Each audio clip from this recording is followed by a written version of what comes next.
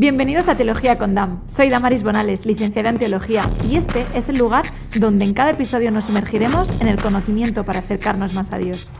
El 10 de noviembre de 1483, a las 11 de la noche en Eisleben, dio a luz Margarita Ziegler a Martín Lutero. Como personas piadosas, educaron a Martín Lutero con mucho temor, severidad y en un ambiente de mucha pobreza. Él mismo dice: «Mi padre me castigó un día de un modo tan violento que huí de él y no quise volver hasta que me trató con más benignidad. Y mi madre me pegó una vez por causa tan leve como una nuez hasta hacer correr la sangre. A pesar de esta severidad de mis padres, yo los vi siempre con la mayor estima porque sabía que habían procurado solo mi bien». Así que cuando Martín cumplió 11 años, en esa población donde había tanta pobreza, donde su padre era minero y no tenía casi recursos para sostener a su familia, Martín se dedicó, junto con otros de sus compañeros de escuela, al salir del colegio, ir a pedir pan a la calle. El punto aquí era que mucha gente, en vez de darles pan, darles una limosna, los humillaban, se reían de ellos, y Martín Lutero cada vez más sentía y pedía a Dios de que lo salvara de ahí. Y Dios, como siempre, escuchó las plegarias de Martín. Una noche, cuando Martín Lutero, además de ir a pedir pan, también picaba las puertas para cantarles cánticos a las personas para recibir dinero, una mujer piadosa y bastante rica había fijado su ojo en el pequeño Martín porque vio algo especial en él. Así que lo acogió como su hijo y le dijo que ya no tendría que nunca más ir a pedir limosna, ir a pedir pan para comer, porque lo acogería en su casa para que él simplemente tuviera que estudiar. A partir de allí, los padres de Martín Lutero aceptaron ese trato para que la mujer lo pudiese educar, lo pudiese dar todo lo que los padres no podían hacer, y él se empezó a formar y estudiar con mucha más profundidad. En el año 1501, los padres de Martín le enviaron a la Universidad de Erfurt y costearon su carrera con el producto de toda su vida. Y Martín allí siempre decía esta frase: «Haber orado bien adelanta en más de la mitad el trabajo que estudiar». Así que eso es lo que le decía a sus compañeros. Cada mañana se quería reunir con su grupo de amigos y antes de empezar las clases orar a Dios y pedirle compasión, pedirle por ese día para que les dieran las fuerzas para poder estudiar.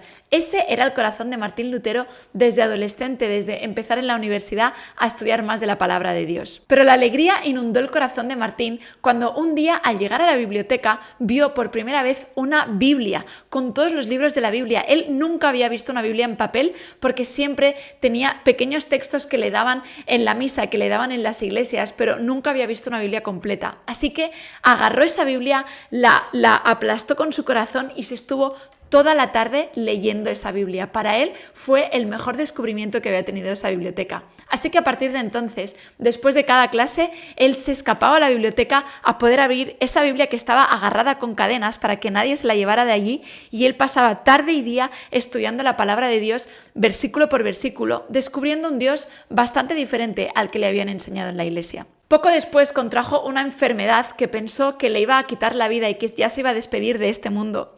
Y un viejo sacerdote lo visitó y le dijo lo siguiente: «Mi querido bachiller, cobra ánimo, porque no morirás de esta enfermedad. Nuestro Dios hará de ti todavía un hombre grande, que dará consuelo a muchísimas almas. Porque Dios pone de vez en cuando su santa cruz sobre los hombres de los que Él ama y quiere preparar para su salvación. Y si la llevan con paciencia, aprenderán mucho en esta escuela de la cruz». En efecto, Martín cobró salud de nuevo y se mejoró de esa enfermedad y pudo vivir muchos años más. Pero esa oración de ese sacerdote se le quedó en la mente para siempre. Dios le había dispuesto a otro estilo de vida, le había dispuesto a poder descubrir la Biblia y poder entenderla y comprenderla para poder luego enseñarla a los demás. Y él siempre le hacía esta pregunta a sus profesores, a los sacerdotes de la universidad, les decía: «¿Qué es lo que debo hacer para ser salvo?». Y ellos le contestaban: «Tienes que ir a un convento, hacer oraciones, ayunos, vigilias y obras meritorias, y así conseguirás esa salvación».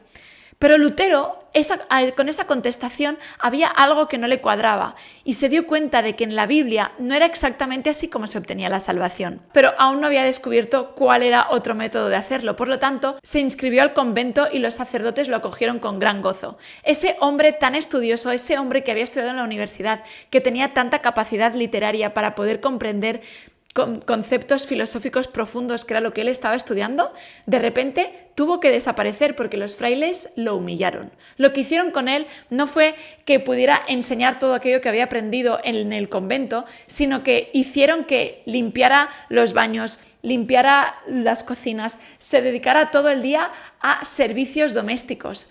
Y Martín se sentía que estaba perdiendo su vida, que estaba perdiendo su tiempo, porque él había nacido para aprender y luego poder enseñar. Lo bueno es que esa severa disciplina no debía durar mucho.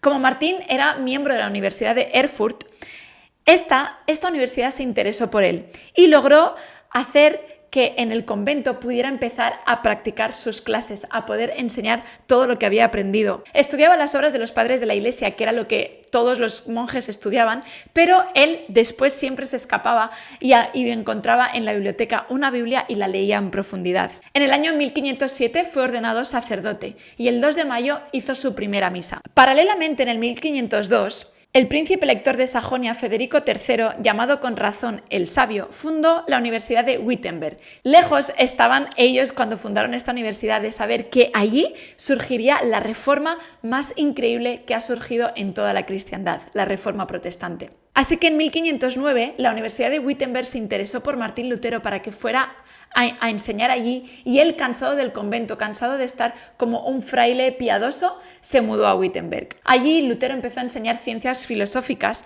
pero su ánimo y su espíritu era poder enseñar la Biblia, poder enseñar todo lo que estaba descubriendo de una teología muy diferente a lo que se enseñaba en las misas.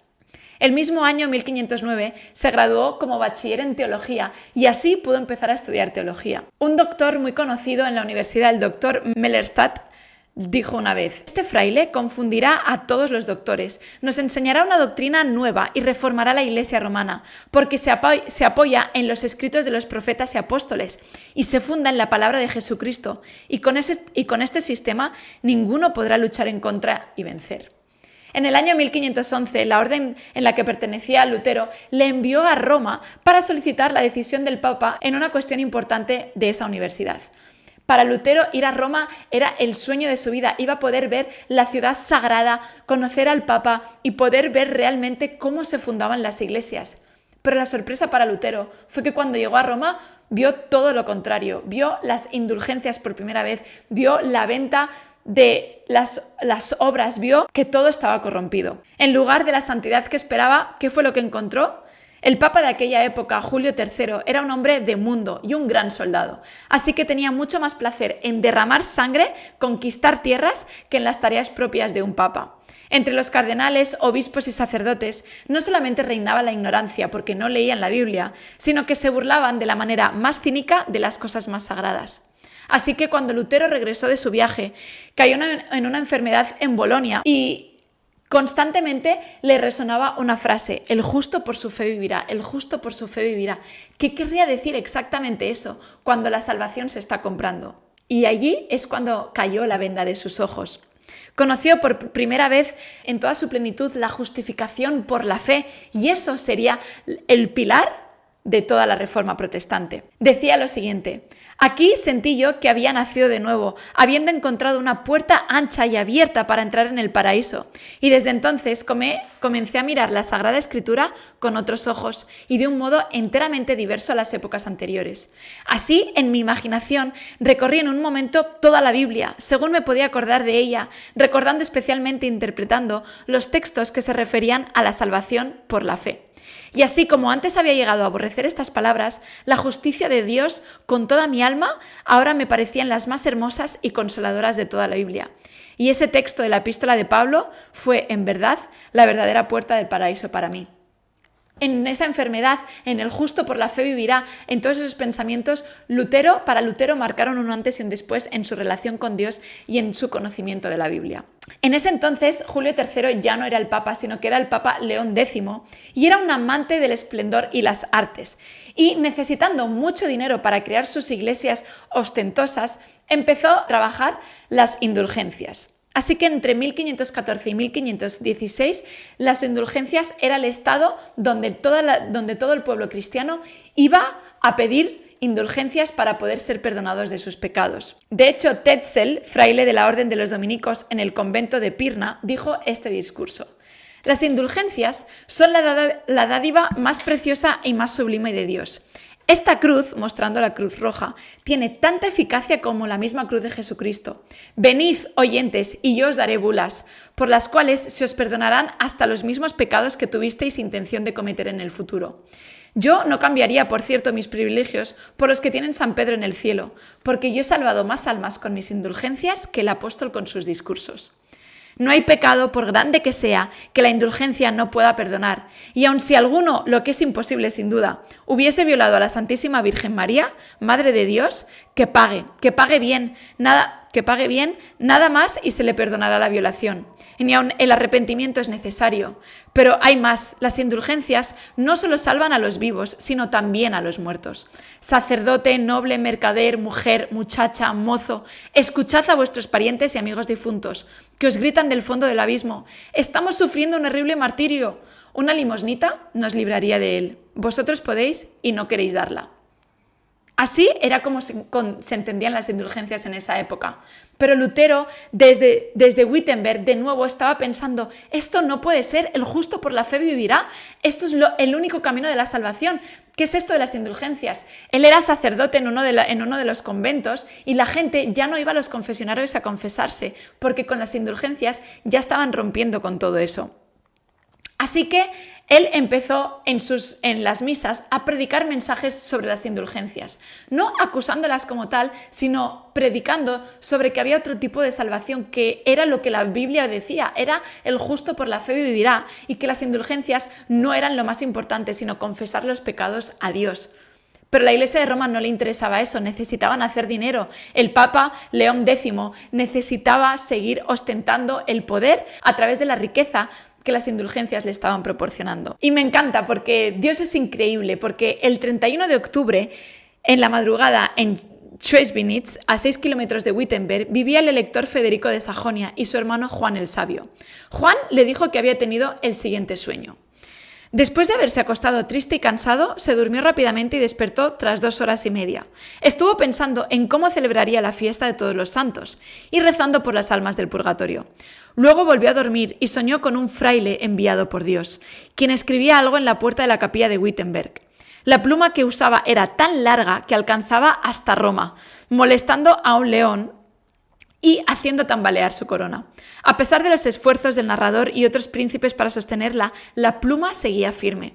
El león rugía tan fuerte que toda Roma y el Sacro Imperio acudieron a investigar la causa. El Papa pidió que se detuviera al fraile. Al despertar nuevamente, el narrador rezó y se volvió a dormir, soñando que los príncipes intentaban romper la pluma, pero era imposible debido a su resistencia. El fraile explicó que la pluma provenía de un ganso viejo de Bohemia de 100 años. Una referencia al reformador Juan Hus, cuyo apellido significa ganso, que fue quemado en una hoguera, y que era tan fuerte porque no se le podía extraer la médula. Finalmente, el narrador despertó por tercera vez al amanecer después de ver que de la pluma del fraile salían muchas otras plumas. ¿Qué pasó el 31 de octubre a la tarde en Wittenberg? La fiesta de todos los santos era un día muy importante para Wittenberg y aún más para la capilla que el príncipe elector había hecho construir allí, llenándola de reliquias. Solían en ese día sacar las reliquias más ostentosas para orar a ellas. Pero en la tarde del 31 de octubre de 1517, Lutero tenía otro plan. Ya decidido, enfurecido por todo lo que la Iglesia Católica, la Iglesia de Roma, estaba quitándole el dinero a los feligreses para hacerlo para las iglesias, Lutero marcó un antes y un después y fijó las 95 tesis en la puerta de la iglesia de Wittenberg. La fama de estas 95 tesis fijadas en la puerta de la iglesia corrió muy pronto, no ya solo por Alemania, sino por el mundo entero. En ellas, Lutero declaraba en forma de preámbulo que las había escrito en espíritu de verdadera caridad y con el deseo terminante de exponer la verdad al pueblo cristiano. Invitaba a la vez a todos los residentes en las cercanías o en países lejanos a que presentasen contra ella sus objeciones de palabra o por escrito. Entre las tesis, las principales eran las siguientes. Tesis 27. Predican vana tradición de los hombres cuantos dicen que tan pronto como el dinero se echa en la caja, el alma sale del purgatorio. Tesis 37. Todo verdadero cristiano, sea vivo o difunto, tiene parte en todos los bienes de Cristo y de la Iglesia, por el don de Dios, sin necesidad de cartas de indulgencia. Tesis 62. El único tesoro verdadero de la Iglesia es el Evangelio Santísimo de la gloria y gracia de Dios. En estas tesis no se repudiaba la indulgencia misma, sino el dinero y la caridad que estaban haciendo a través de la indulgencia. Aun en Roma y en el Vaticano no fueron recibidas las tesis tan mal como podía creerse. León X las juzgó más bien como literatura y no tanto como teología. Pero el doctor Eck marchó a Roma lleno de enojo contra Lutero y no descansó hasta el 15 de junio de 1520, logró que fuese expedida la bula de excomunión papal. Esta bula condenaba 41 sentencias o conclusiones de Lutero, así como sus libros, y le lanzaba de la comunión de la Iglesia si no se retractaba en el término de 60 días. Pero la lucha no quedaba ahí. Lutero, enfurecido después de haber recibido esta bula, lo que hizo fue que el 10 de diciembre se fijó en la Universidad de Wittenberg un aviso para que todos los profesores y estudiantes se encontrasen a las 9 de la mañana ante la puerta de Elster. Todos se juntaron allí y en honor a esas hogueras que en Roma estaban haciendo por aquellos herejes de la Iglesia Católica, Lutero hizo una hoguera. Pero allí no quemó a nadie, sino lo que hizo fue quemar las bulas, quemó todos aquellos textos que hablaban de las indulgencias, demostrándole al pueblo que el justo por la fe vivirá y que todas esas indulgencias no tenían ningún sentido. Con esta valiente decisión empieza la Reforma.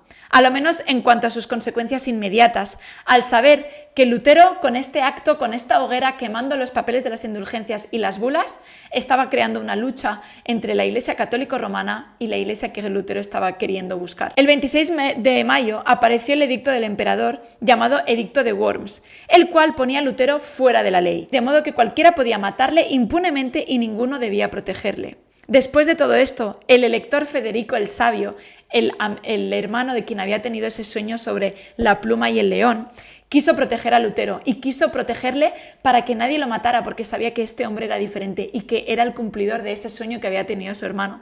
Así que lo encerró en el castillo de Worms, en su fortaleza, y allí Lutero es donde escribió sus grandes doctrinas de teología sistemática, de hecho las primeras doctrinas de teología sistemática cristiana. Allí también hizo la traducción del Nuevo Testamento al alemán, para que así todo el pueblo alemán tuviera en sus manos la Biblia y ya no tuviera que esperar que alguien le explicara lo que significaba la Biblia, sino que ellos mismos lo pudieran tener en sus manos. Pero cuando Lutero se dio cuenta de que habían falsos profetas que a través de todo lo que Lutero estaba enseñando estaban contradiciéndole, estaban extrapolando y estaban explicando mentiras sobre la Biblia, Lutero tuvo que escapar de ese castillo porque sabía que no le iban a dejar escapar, escapó y junto con Melanchthon escribieron la doctrina sistemática de Lutero acerca de lo que significaba realmente lo que la Biblia decía de el justo por la fe vivirá. A su vez, Melanchthon publicó los Loci Communi Theologici, que son principios fundamentales de teología, y dio con esto a la Europa cristiana un sistema de doctrina cuyo fundamento era sólido